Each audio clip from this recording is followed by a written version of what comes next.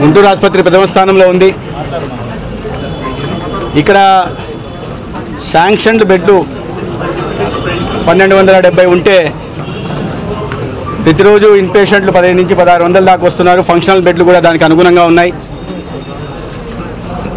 అయితే ఇక్కడ ప్రత్యేకంగా ఇక్కడ చెప్పుకోవాల్సిన విషయం ఏంటంటే నాట్కో ఫార్మా కంపెనీ వారు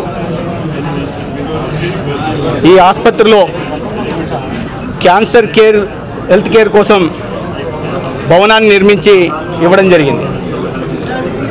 ఈ సందర్భంగా వారికి ధన్యవాదాలు తెలియజేస్తూనే అనేక మంది ఇటువంటి ఉదాత్తమైన ఆలోచనతో ముందుకు రావాల్సి ఉంది. ప్రభుత్వ రంగంలో ఉన్న వైద్యశాలలకి ఆర్థికంగా సహాయ సహకారాలు అందించాల్సి ఉంది. ప్రభుత్వం ఒకవైపు తాను చేస్తున్నవన్నీ చేస్తున్నప్పటికీ కూడా ఫిలాంథ్రఫిస్టులుగా ఉంటున్న వారు మరి సిఎస్ఆర్ కింద కానీ ఇతరత్ర సహాయ సహకారాలు అందించాల్సిన అవసరం ఉంది.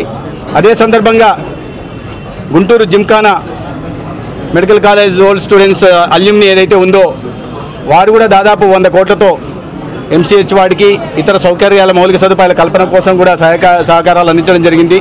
దానికి కూడా ధన్యవాదాలు అభినందనలు తెలియజేస్తున్నాం. ఇవాళ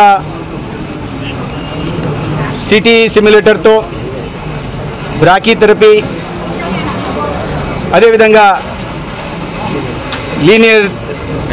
లీనియర్ యాక్సిలేటర్తో లెవెల్ 2 ఆసుపత్రిగా ఉన్న గుంటూరు క్యాన్సర్ హెల్త్ కేర్లో లెవెల్ 1కి వెళ్ళడానికి అవసరమైన పెట్ సిటీ స్కాన్ కూడా త్వరలో ఈ ప్రజాప్రభుత్వం చంద్రబాబు నాయుడు గారి ఆధ్వర్యంలో ఏర్పాటు చేస్తుంది.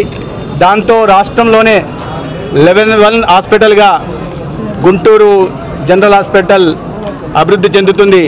అదే సమయంలో అనేకమైన గ్యాప్స్ ఉన్నాయి, లోటుపాట్లు ఉన్నాయి, సిబ్బంది కొరత ఉంది, మౌలిక సదుపాయాల కొరత కూడా ఉంది.